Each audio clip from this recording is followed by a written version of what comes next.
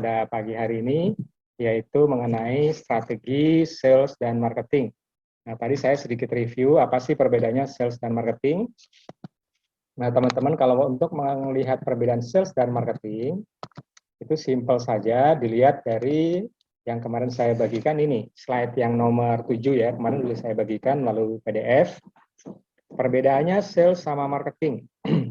Jadi rata-rata menjawab kalau sales itu langsung, misalnya ketemu face to face di luar ruangan, kemudian terjadilah transaksi. Itu adalah sales. Kalau marketing biasanya dia di dalam ruangan, kemudian melalui media outdoor atau telepon. Nah, di sini masih ada bias antara pengertian sales sama marketing belum tepat, teman-teman. Jadi kalau sales sama marketing itu bukan dibedakan dari langsung atau tidak langsung ketemu konsumen, itu yang pertama. Yang kedua, bukan juga dibedakan dari di luar ruangan atau tidak di luar ruangan. Dilihat dari fungsinya. Jadi kita lihat di sini di slide 7 ini, teman-teman. Di bagian atas itu adalah tugasnya marketing, ya. Atas marketing, yang di bawah adalah tugasnya sales. Saya umpamakan misalnya Pak Ibnu akan meluncurkan produk baru, misalnya lagi bikin bisnis gitu ya. Bisnisnya itu misalnya jual beli makanan kering misalnya. Nah, makanan kering ini sangat unik.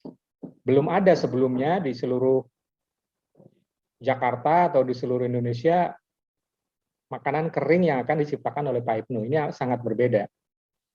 Makanan keringnya itu mungkin sangat unik, sehingga Pak Ibnu perlu untuk memperkenalkan kepada konsumen-konsumennya, karena belum pernah ada makanan kering seperti yang mau Pak Ibnu launching nih. Ya.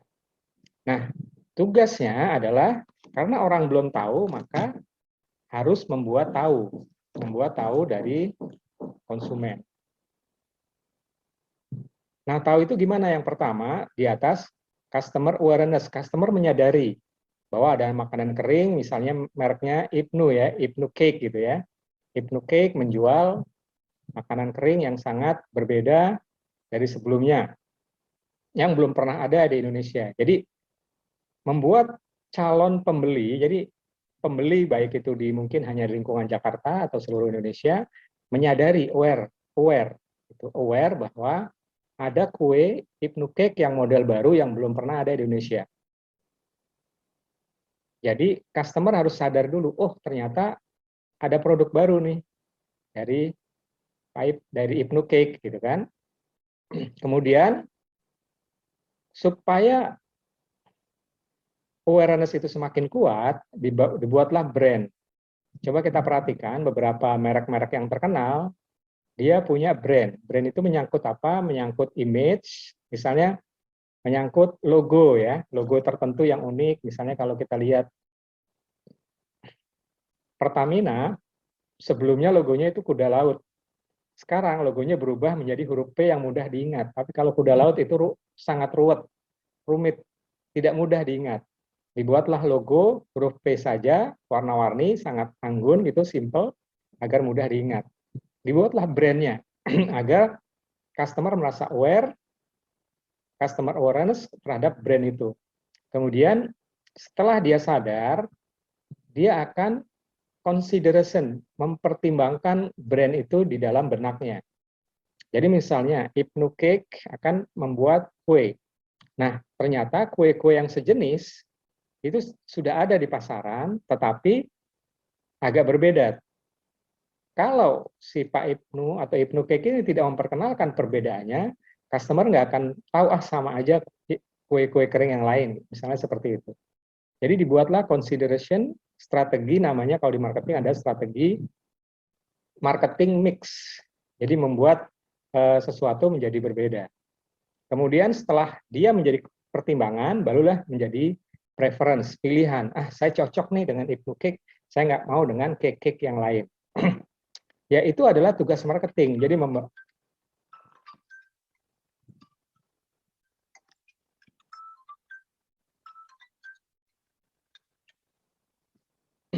Oke, itu adalah tugasnya marketing untuk membentuk awareness, kesadaran bahwa ada produk baru, kemudian ada pertimbangan, dan akhirnya dia memilih, saya cocok produk ini. Itulah tugas marketing. Nah, sekarang bagaimana caranya untuk membangun awareness tadi, kesadaran, brand yang kuat, sehingga menjadi pilihan dari konsumen. Itulah tugas marketing untuk membangun, kalau disingkat, ini menjadi brand image. Image brandnya mau seperti apa? Contoh sederhananya, air mineral Aqua. Air mineral Aqua itu dipersepsikan sebagai air mineral yang harganya lebih mahal dibandingkan yang lain, sehingga dia kelasnya akan berbeda konsumennya. Jadi orang yang meminum Aqua tentu berbeda dengan merek-merek yang lain. Misalnya merek mineral X yang banyak beredar gitu. Jadi Aqua ingin menempatkan diri, brand image-nya di masyarakat, bahwa Aqua adalah air minum yang eksklusif, tidak sama dengan air minum mineral yang lain. Karena kalau kita lihat harga air mineral Aqua dengan merek yang lain itu cukup tinggi harganya, perbedaannya. Nah, itu bagaimana membangun brand Aqua ini bisa melekat ke hati konsumen. Nah, itulah tugas dari marketing. Caranya bagaimana? Caranya adalah tadi disebutkan melalui campaign atau bahasanya marketing communication. Marketing communication untuk membuat seseorang sadar tadi ya.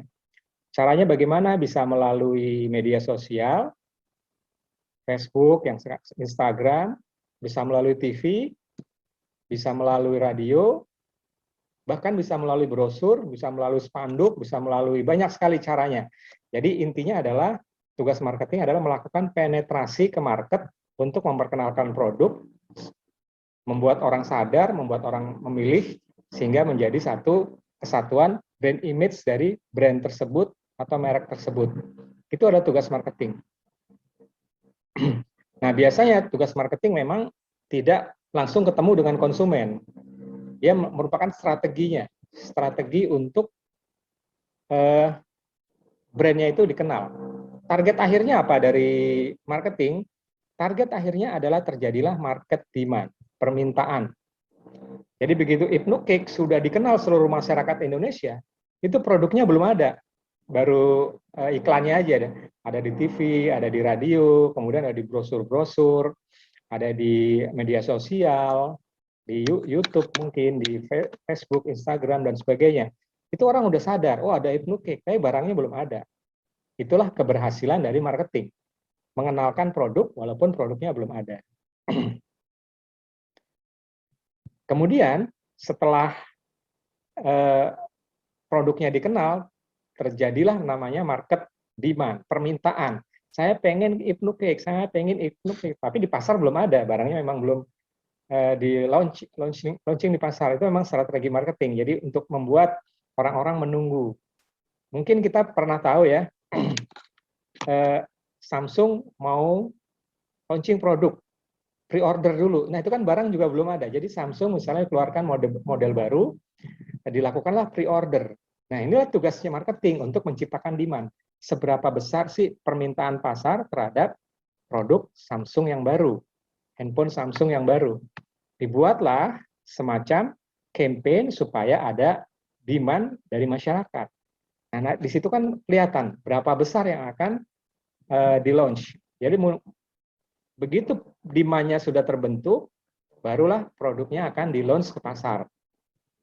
Itu adalah tugas dari marketing. Nah, setelah demand-nya itu terbentuk dan produknya belum ada di pasaran, maka tugas sales baru mulai. Di sini baru mulai turun sales. Begitu sudah ada demand, masyarakat aware, marketing komunikasi jalan, oh ada produk ini. Tugas sales adalah pertama mendistribusikan barang itu ke seluruh market yang ada demand-nya. Oh, kemungkinan di sini salah satu dari marketing adalah melakukan survei juga, di mana yang paling banyak demand. Oh, ternyata Ibnu Cake ini lebih banyak diminati di Pulau Bali misalnya. Sudah diidentifikasi di sana permintaannya akan banyak, tapi tidak diminati di Sumatera Utara misalnya, tidak diminati. Jadi tugas sales adalah mendistribusikan demand-demand yang tadi berdasarkan survei dari tim marketing. Jadi setelah didistribusikan, baru tugas sales itu menyebar untuk menemui konsumen-konsumen yang tadi sudah sadar dan aware untuk beli barang, yang barangnya itu didistribusikan oleh tim sales. Mulailah di situ ada tulisan hand off atau handover. Jadi setelah terjadinya market demand, terjadilah handover dari marketing ke tim sales.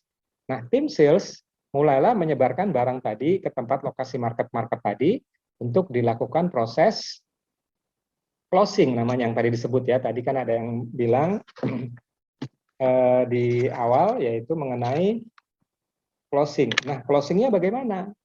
Closingnya bermacam-macam. Setelah barangnya, saya asumsikan, barangnya itu tersebar, ada yang tersebar di mall, ada yang tersebar di hypermart, ada yang di warung-warung, ada yang di toko-toko kaki lima. Jadi karena permintaannya banyak, distribusi dari Hypnocake itu sampai ke warung-warung kaki lima, yang istilahnya itu rombong-rombong gitu ya, di pinggir-pinggir jalan itu jual, sampai dengan departemen store yang besar, hypermart yang besar, itu menjual Hypnocake semua. Itu adalah strategi untuk supaya terjadi closing penjualan. Nah, siapa yang mengclosing setelah produknya tersebar di seluruh outlet, distributor, di warung-warung? Siapa yang mengclosing? Itulah tugas dari tim sales. Dia akan closing. Jadi misalnya saya contohkan yang pertama, produknya disebar ke mall. Turunlah SPG, SPB ke lapangan mendatangi calon-calon pembeli dengan membawa sampel. Ini Hypnocake. Dibuatlah sampel-sampel kecil-kecil gitu untuk dicoba. Oh ya, enak ya, beli. Nah, itulah terjadi transaksi. Itulah di situ tugasnya sales sudah mulai berjalan. Menemui langsung kepada konsumen. Kemudian ke tim sales jalan juga ke toko-toko kaki lima atau warung-warung kaki lima. Dia datangi ke distributor kecil yang penjual-penjual warung itu untuk menjualkan. Itu juga tugas sales. Kemudian ada juga tugas sales untuk mengklosikan, ada yang melalui telepon. Jadi bukan berarti tidak langsung, ada juga sales, orang sales ini karena barangnya udah ada tapi konsumennya jauh. Misalnya dia supaya hemat, diteleponlah satu-satu perkantoran. Perkantoran, Pak, saya punya produk namanya Hypnocake, sangat berbeda gini. Dan setelah dijelaskan, oh ya, saya mau pesan sekian dus. Terjadilah closing. Itu juga tugas sales. Jadi sales juga bisa closing melalui telepon. Jadi intinya tugas sales adalah melakukan closing produk terhadap market demand yang sudah dibentuk oleh tim marketing, baik secara langsung ketemu konsumen di mall, di warung-warung, kemudian di jalan-jalan, atau secara tidak langsung melalui telepon. Namanya kita sebut sebagai telesales. Ada kesalahan istilah di kita, itu mereka menyebut sebagai telemarketing. Sebenarnya salah, kalau penjualan telepon itu bukan telemarketing, itu adalah telesales, penjualan jarak jauh. Tele kan jauh, sales penjualan jarak jauh, bukan marketing. Kecuali kalau by phone-nya itu hanya sekedar mengenalkan produk, Pak, kita ada produk baru, tapi bukan bermaksud untuk closing. Itu berbeda.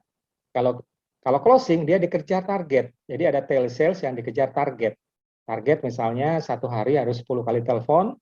10 kali telepon itu harus closing misalnya 2 kali transaksi. 2 kali transaksi minimal misalnya sehari 10 juta, dan seterusnya. Oke, itu jadi perbedaan marketing dan sales. Di situ ada tulisan handover. Jadi setelah terbentuknya brand preference, jadi adanya market demand karena ada permintaan produk baru tadi, barulah turun ke tim sales. Nah, yang saya jelaskan itu dalam bahasa salesnya disebut sebagai purchase intention. Jadi dia berhasrat untuk membeli. Setelah tadi market demand-nya dibentuk, saya ingin membeli Hypnocake, cuma barangnya belum ada dan saya ingin membeli. Barulah dilakukan purchase, itu pembelian, closing tadi ya. SPG turun ke jalan, Pak, kita jual kue seperti ini, dibeli. Nah, itu namanya purchase atau closing. Nah, tugas sales bukan hanya sekedar sampai closing aja. Closing itu terjadi jual beli. Misalnya tadi sales. Nah, tugas sales itu lebih jauh lagi, harus membangun customer loyalty. Ya, contoh yang paling mudah untuk membangun customer loyalty adalah dengan cara customer service. Customer service itu adalah bagian dari membangun customer loyalty. Teman-teman kalau beli produk-produk, baik produk makanan, produk perawatan, produk untuk rumah tangga, itu kan suka ada tulisan customer service nomor sekian. Itu adalah tugas sales untuk membangun customer loyal. Jadi kalau dia beli produk elektronik misalnya yang ada garansi 6 bulan, garansi 6 bulan atau garansi setahun dan sebagainya, dia akan menghubungi si customer service kalau kualitas produknya mungkin sebelum masa garansi sudah rusak. Sudah rusak, nah tugasnya customer service inilah untuk melayani si pembeli supaya dia merasa puas. Jadi tugas sales sampai ke customer loyalty tadi, ke customer service, after sales service.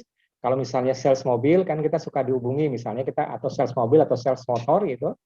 Kita baru beli motor baru, nanti ada tim salesnya hubungin, Bapak gimana pemakaian motornya, enak atau enggak. Atau bahkan lebih jauh, kalau sales mobil ya, suka diingatkan jadwal servis, Pak, ini jadwal servisnya sudah mau jatuh tempo, nanti Bapak bisa servis, harganya segini, dilayani. Sehingga customer itu menjadi puas. Timbullah namanya customer loyalty. Bahkan ada yang lebih jauh, beberapa konsumen membina customernya dengan cara memberikan ucapan-ucapan, misalnya ulang tahun, pernikahan, kemudian anak kelahiran, dan macam-macam. Macam-macam cara spesial, mungkin hari spesial dia, dan seterusnya. Itu adalah tugas sales untuk membangun customer loyalty. Pasti ulang tahun, kita dikasih bingkisan, atau mungkin sekedar ucapan ulang tahun melalui WA, melalui email, atau melalui SMS dari bank. Kalau kita jadi nasabah, biasanya suka dikasih ucapan selamat ulang tahun. Nah, itu adalah bagian dari tugas sales untuk membangun customer loyalty. Dan yang paling penting dari tugas sales, bukan sekedar closing tadi, yaitu membangun customer advokasi. Maksudnya apa? Jadi, seorang customer, kalau dia merasa puas, tahap selanjutnya adalah customer itu akan menjadi advokat atau bahasanya brand ambassador untuk produk tersebut secara gratis. Brand ambassador itu maksudnya memperkenalkan produk kita kepada pihak-pihak lain secara gratis, atau istilahnya itu word of mouth, jadi dari mulut ke mulut. Karena produk kita bagus, kemudian membina customer loyalty-nya juga bagus, sehingga customer itu menjadi loyal. Dan terakhir, yang paling tinggi dari tugas sales, yang paling tinggi adalah customer advokasi. Dia akan dengan sukarela untuk mempromosikan produk kita tanpa kita minta. Itu dimulai dari mana? Pertama, karena kualitas produknya bagus. Kalau kualitas produk bagus, tidak usah disuruh, orang-orang kita tuh senang cerita. Oh, kemarin saya baru saja membeli Ibnu Cake, rasanya enak dan bla bla bla bla. Nah, itu secara otomatis akan menjadi customer advocate dari produk yang dijual.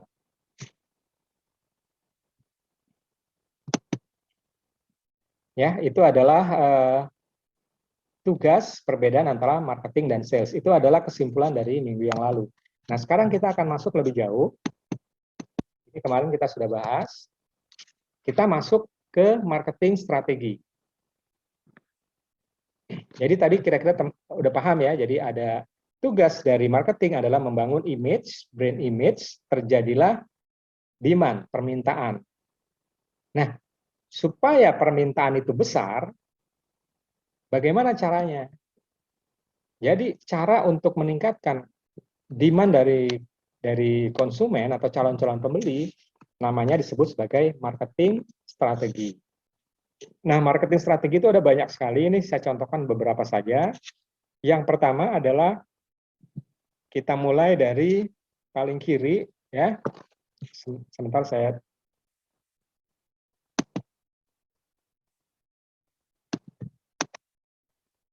Oke, ini merah ya, ada kursor merah. Pertama adalah dari website design. Ini adalah marketing strategi yang pertama dari website design. Jadi kalau kita menjual produk, sebaiknya kita punya website. Maksudnya apa? Pada saat kita promosi, calon pembeli akan mencari tahu produknya. Dari mana? Yang pertama, yang paling mudah adalah dari website. Buatlah website. Nah, waktu saya mengajar kuliah digital marketing juga, jadi website itu sekarang murah, ada yang mahal, dari harga mungkin sekitar 2 juta, 3 juta, bahkan ada yang sampai ratusan juta.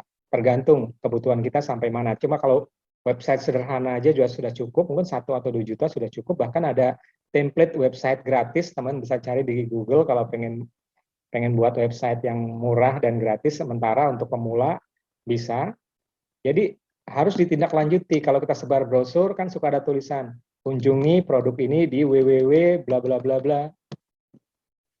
Atau juga hubungi nomor telepon ini. Kalau hubungi nomor telepon itu kurang efektif, tapi bukan berarti salah, bisa dilakukan. Bisa juga hubungi telepon, SMS, itu adalah salah satunya. Yang paling mudah adalah kita membuat website, dia mengunjungi, sehingga dia tahu produknya apa, bahan bakunya apa, rasanya apa, kualitasnya, dan seterusnya. Sehingga dia menjadi yakin untuk membeli. Nah, itulah salah satu tugas marketing adalah tadi yang membangun customer demand, permintaan dari website. Yang kedua adalah membuat perencanaan. Perencanaan itu mulai dari, kalau kita kemarin belajar ya di meeting sebelumnya, itu mengenai pertemuan kita sebelumnya mengenai supply chain management, di situ kan dibentuk planning mulai dari bahan baku, produksi, sampai dengan dijual kepada konsumen. Direncanakan. Kemudian dibuatlah manajemennya. Jadi kalau teman-teman baru buat perusahaan sendiri atau usaha kecil-kecil UMKM, mungkin mulainya masih sendiri. Tapi semakin berkembang, kita akan merekrut 1 orang, mungkin saudara kita, merekrut lagi, semakin lama semakin besar. Perusahaan-perusahaan kecil awalnya pun hanya sendiri. Sebagian besar perusahaan yang sudah besar seperti Facebook, Google, awalnya mereka sendiri juga dengan temannya dan seterusnya.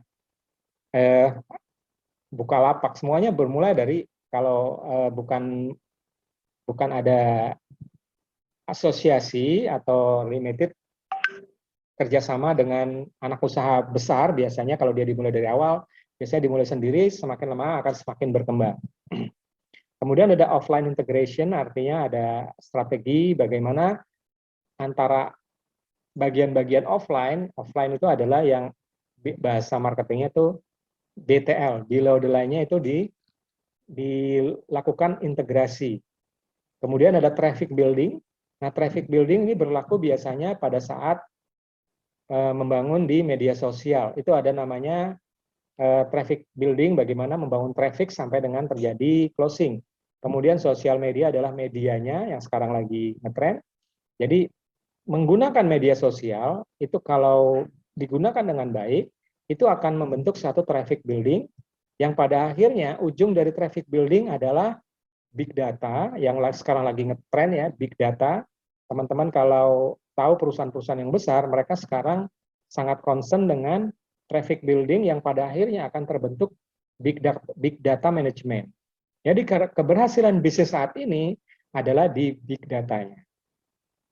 Sampai kita tahu sekarang lagi ngetrend, data-data pribadi kita diperjualbelikan, baik oleh toko online, oleh banyak-banyak bisnis, dan lain-lain.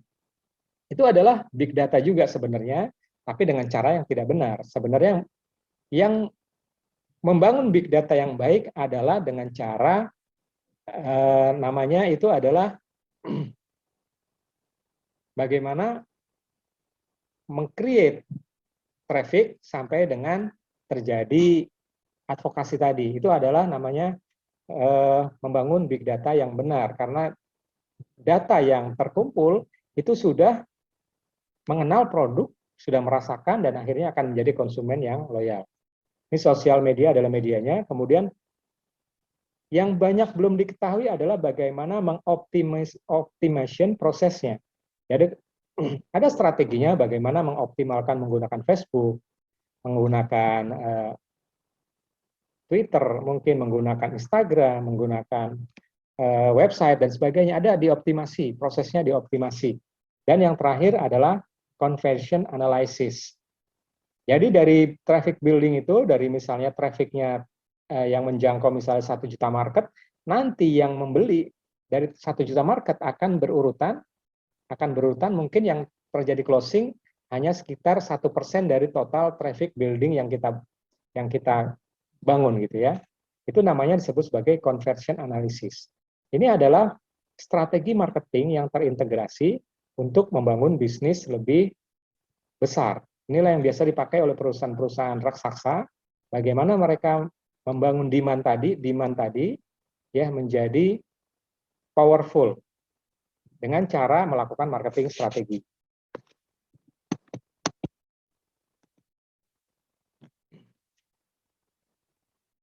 Jadi strateginya adalah dengan salah sales promotion. Sales promotion adalah fungsi komunikasi pemasaran yang mendorong tindakan dengan menambah nilai nyata pada penawaran merek. Penawaran ini dirancang untuk mendorong mempercepat respon. Jadi dari strategi yang tadi itu sebenarnya adalah bagaimana untuk mengkomunikasikan produk kita kepada konsumen sehingga terjadi respon untuk melakukan purchase atau pembelian yang pada akhirnya terbentuklah satu namanya market demand. Marketing communication adalah kegiatan pemasaran dengan menggunakan teknik-teknik komunikasi yang bertujuan untuk memberikan informasi pada orang banyak agar tujuan perusahaan tercapai. Marketing communication merupakan bentuk komunikasi yang bertujuan untuk memperkuat strategi pemasaran guna meraih segmentasi yang lebih luas. Selain itu juga bisa sebagai upaya memperkuat loyalitas pelanggan terhadap produk atau jasa. Jadi 8 langkah yang tadi yang di marketing strategi itu di dunia marketing disebut sebagai marketing communication. Markom istilahnya ya, kalau di perusahaan-perusahaan itu kita kenal sebagai istilah Markom, marketing communication. Jadi marketing communication itu jika didefinisikan lebih luas, ada 5 cara untuk mengkomunikasikan produk kita kepada konsumen. Oke, nanti kalau linknya mati, saya akan sambung di sesi yang kedua sekitar 15 menit untuk penjelasan mengenai marketing communication lebih lanjut. Jadi ada 5 tahapan marketing communication itu melalui public relation, sales promotion, personal selling, advertising, dan direct marketing. Ini adalah 5 cara untuk membuat strategi marketing.